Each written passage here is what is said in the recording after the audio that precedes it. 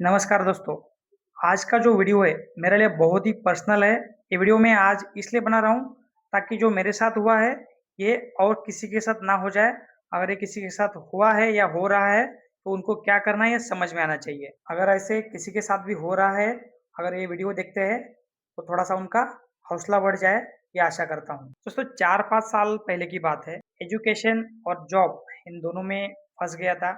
तो ये एजुकेशन और जॉब इस पे मैं सफ़र कर रहा था। तो उस टाइम पे थोड़ा-सा फाइनेंशियल क्राइसिस था, तो सोचा था कि थोड़ा-सा किसी छोटे ऐप से लोन ले लूँ, थोड़ा-सा हेल्प हो जाएगा। सुना था कि मोबाइल पे बहुत सारे माइक्रो लोन्स अवेलेबल होते हैं, जो कि ईज़िली हम उनको रिटर्न भी कर सकते हैं। तो ये सोच के मैंने एक मोबाइल से एप्लीकेशन डाउनलोड किया था। मैंने सोचा था कि इस एप्लीकेशन से मुझे मदद हो जाएगा, लेकिन मैंने ये नहीं सोचा था कि ये एक मोबाइल एप्लीकेशन डाउनलोड करने से इतना सारा परेशानी और मैं मुसीबत में पड़ सकता हूँ।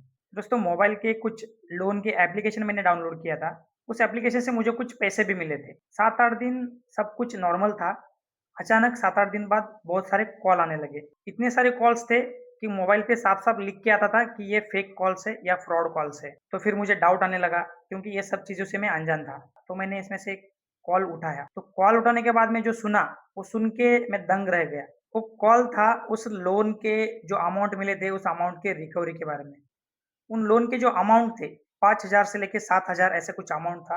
लेकिन उनका जो डिमांड था 30,000 से लेके 40,000 उनका डिमांड था। मैंने उनको बहुत समझाने की कोशिश किया कि मैंने आपसे जो लोन लिया है उतना अमाउंट मैं आपको पे कर दूँगा। लेकिन वो मानने के लिए तैयार नहीं थे। आपको ये सब चीज़ें जो देना ही पड़ेगा क्योंकि हमारा ये ऐसा ही सिस्टम है।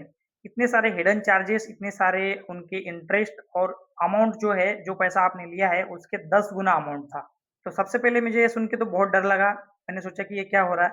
और मैंने उनको बोला मैं इतना ज़्यादा पैसा तो नहीं दे सकता, जितना अमाउंट मैं लिया है उतना मैं दे सकता हूँ। इसके बाद में जो हुआ, वो बहुत ही चौंकाने वाली बात था। उनके पास मेरे फ़ोन के सारे कॉन्टैक्ट्स थे, मेरे गैलरी में जो भी फ़ोटो थे, सारे फ़ोटो उनके पास में थे। उन्होंने उनका डेस्कटॉप का एक फ़ोटो मुझे व्हाट्सएप पे भेजा, जिस डेस्कटॉप में मतलब कंप्यूटर का जो डिस्प्ले होता है, उस डिस्प्ले पे मेरे सारे कॉन्टैक्ट्स थे, मेरे गैलरी में के बहुत सारे फ़ोटोज़ उनके पास थे। उन्होंने मुझे सीधा उस डेस्कटॉप का स्क्रीनशॉट भेजा और बोला मेरे पास आपका इतना सारा डाटा है, हम चाहे तो इन कॉन्टैक्ट्स में किसी को भी कॉल कर सकता है और आपके गैलरी में जो आपके फ़ोटो है, ये सारे फ़ोटो का हम न्यूड में एडिट करके हम आपके फैमिली मेंबर में या आपके रिलेटिव में या आपके गाँव में रहने वाले किसी को भी हम ये भेज सकते हैं। नॉर्मली मिडल क्लास में जो लोग होते हैं ना, ये बात सुन के बहुत ही डर जाते हैं। उन लोगों को लगता है कि अगर ऐसे होता है तो मेरे गाँव में, मेरे मोहल्ले में, मेरे रिलेटिव के साथ मेरा क्या इज़्ज़त रहेगा या कैसे करूँ मैं? ये सब चीज़ें मेरा बदनामी हो जाएगा। इसके चक्कर में क्या कर देते हैं लोग फटाफट पैसे भेज देते हैं। तो दोस्तों मैंने उनको ₹1 भी पैसा अब तक भेजा नहीं और उस टाइम पे भी मैंने कोई पैसा भेजा नहीं। तो दोस्तों मैं जहाँ पे रहता था वहाँ पे मेरे एक वकील दोस्त था, एडवोकेट दोस्त था। सीधा मैं एडवोकेट दोस्त के पास गया, मेरे पास जो भी इंसिडेंट हुआ है वो सारा इंसिडेंट मैंने उसको बता दिया। उसने बोला कि इसमें बिल्कुल भी घबराने की कोई बात नहीं है, आम बात है, ऐसे स्कैम करने वाले एप्लीकेशन मार्केट में बहुत ही अवेलेबल है। ऐसे केसेस मैं पहले भी देख चुका हूँ, ये नॉर्मल है। उसने मुझे इतना ही सलाह दिया कि किसी भी एप्लीकेशन को कोई भी क्यूआर कोड भेजता है या कोई भी अकाउंट नंबर भेजता है तो किसी को भी ₹1 का भी अमाउंट मत भेजना। अगर आपने ₹1 का भी अमाउंट भेज दिया तो उनको इस पैसे की लत लग लग जाएगी। आपके वो पैसे लेके चुप नहीं बैठने वाले हैं। अगर आपसे वो ₹10,000 माँग रहे हैं या ₹50,000 माँग रहे हैं तो उसका अगली अमाउंट जो होगा उससे बड़ा अमाउंट होगा और आपको वो तंग करके ही रहेंगे और आपको वो पैसे लेके ही रहेंगे। आपने उनको अगर एक बार भी पैसा भेजा, ₹1 भी अगर आपने पैसा भेजा तो उनको पैसे की लत लग जाएगी। वो आपको बार-बार पैसे की डिमांड करेंगे, बार-बार आपको कॉन्टैक्ट्स में कॉल करेंगे, आपके फ़ोटो एडिट्स करके आपके कॉन्टैक्ट्स में भेजने की धमकी देंगे। इवन वो आपके 1-2 लोगों को भेज भी सकते हैं, आपके कॉन्टैक्ट्स में जो लोग हैं उनको 1-2 बार कॉल भी कर सकते हैं। तो नॉर्मली इमोशनली सोच के लोग क्या करते हैं इस डर से फटाफट पैसे दे देते हैं, अपने अपने गहने बेच देते हैं, अपने मोबाइल बेच देते हैं। कुछ लोगों ने तो अपना ज़मीन बेच के भी उन लोगों को पैसा दिया है, ऐसे मैंने सुना है। तो दोस्तों ये मार्केट में बहुत ही कॉमन चीज़ है।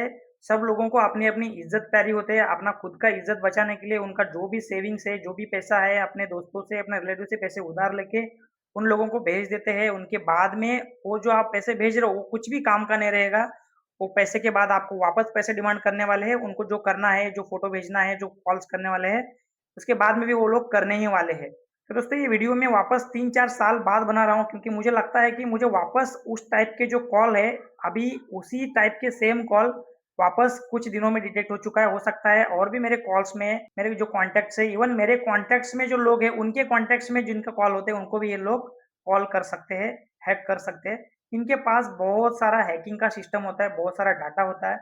इसको हम कुछ नहीं कर सकते। इस चीज़ों का हम एक ही काम कर सकते हैं, जो चीज़ जो नंबर से ये लोग कॉल करें उसको ब्लॉक कर सकते हैं और उनके जो स्क्रीनशॉट्स है, उनके जो हमारे पास में एविडेंस रहेगा, जो भी स्क्रीनशॉट्स रहेगा वो सब हमको सेव करके रखना है। साइबर क्राइम के डिपार्टमेंट में हमको एक कंप्लेंट कर सकते हैं। ये वीडियो जो भी देख रहे हैं सबको मैं एक बात बोलना चाहता हूँ, ऐसे चीज आपके साथ कभी भी अगर होता है तो किसी को भी 1 रुपए भी मत भेजिए। आपको लगेगा क्या 5,000 का ही बात है या 10,000 का ही बात है, एक बार भेज दूंगा तो मेरा इज्जत बच जाएगा। बिल्कुल ऐसा नहीं होने वाला है। आप जितना भी पैसों भेजोगे उनका भूख मिटने वाला नहीं है। आप 10,000 भेजो, 1 लाख भेजो, 20 लाख भेजो, ये भूख खत्म नहीं होने वाला है। उनका डिमांड और भी बढ़ने वाला है।